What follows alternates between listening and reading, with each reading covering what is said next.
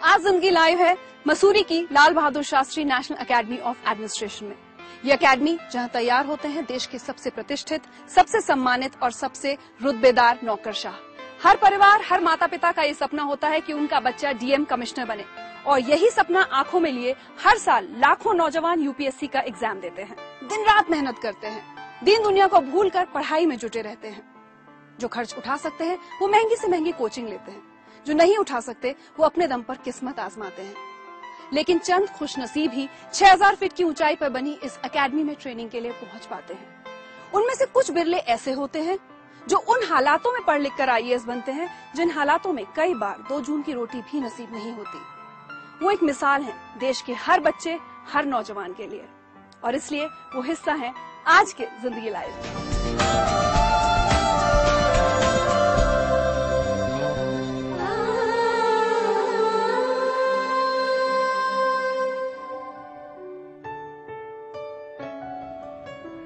ये खेत कभी प्रेम कुमार सिन्हा के हुआ करते थे। कहते हैं किसान अपने खेत को बेटे से भी बढ़कर प्यार करता है, लेकिन सोचिए वो भी क्या जुनून होता होगा कि एक किसान पिता अपने बेटे को पढ़ाने के लिए अपने खेत ही बेच दे, खुद के दिन बेगारी में बिताए, लेकिन बेटे का सबसे कीमती सपना ना टूटने दे। प्रेम कुमार ने बेटे इंद्रजीत को आईएएस बनाने की कीमत अपने खेत बेचकर चुकाई। वो अपनी किडनी तक बेचने के लिए तैयार थे, लेकिन बेटे इंद्रजीत ने ये नौबत नहीं आने दी। झारखंड के एक छोटे से गांव के एक छोटे से किसान का बेटा देश का सबसे बड़ा इम्तिहान पास कर गया।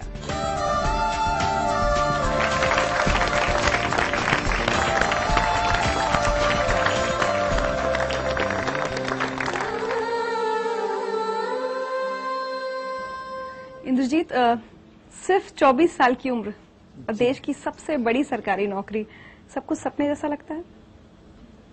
जी, ये एक सपना था, देखा गया, जो हमने 4वीं 5वीं कक्षा में देखा था।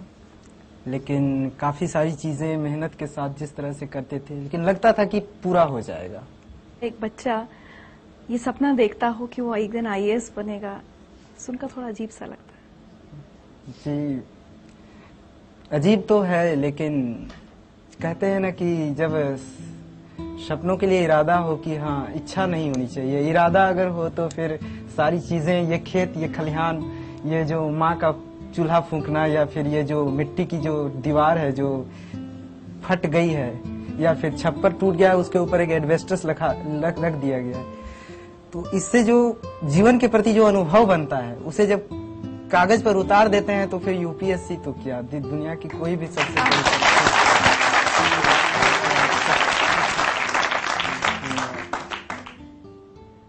कब, कैसे सोचा था आईएएस कुछ होता है? ये भी कैसे पता था? गांव में तो पता नहीं होता लोगों को। जी, एक्चुअली जब मैं 5वीं कक्षा का छात्र था तो उस समय एक चैप्टर हुआ करता था कि जिला प्रशासन। तो फिर मैंने पूछा था अपने सर से कि सर, जिला का मालिक कौन होता है? तो उन्होंने कहा था डीएम होता है। तो फिर मैंने कहा कि वो करता क्या है? तो उन्होंने कहा कि वो सड़क देता है, बिजली देता है, जिनके जो भूखे हैं उनको रोटी देता है, पानी देता है, ये सारी सुविधाएं उपलब्ध कराता है। तो उस दिन से हमारे मन में ये इच्छा हुई थी उस समय कि जो मुझे भी आईएएस ही बनना है। गांव से इससे पहले कोई, मुझे लगता है कि कितने पढ़े लिखे लोग निकले होंगे आपके गांव से? बहुत कम जो पढ़ने के लिए बाहर गए होंगे। मेरे बोकारो जिले की ये पहली घटना है कि किसी गांव के लड़के ने, मतलब है कि सफलता, पिछले 60 साल के इतिहास में पहली सफलता केवल प्योर गांव से है।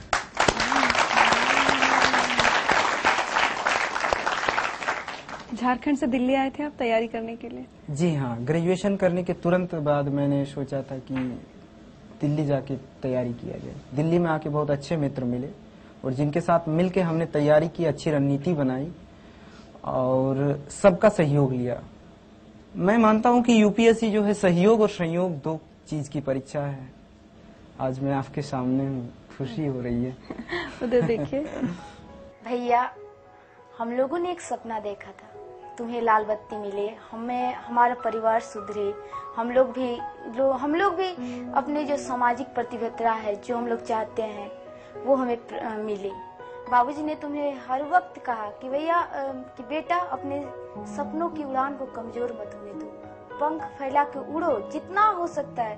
उनकी पढ़ाई और हमारी हो थोड़ी मोड़ी हो सकता है हमारी जो जरूरत है उसके भी समझौता किया गया, लेकिन उनके पढ़ाई के साथ कोई समझौता नहीं।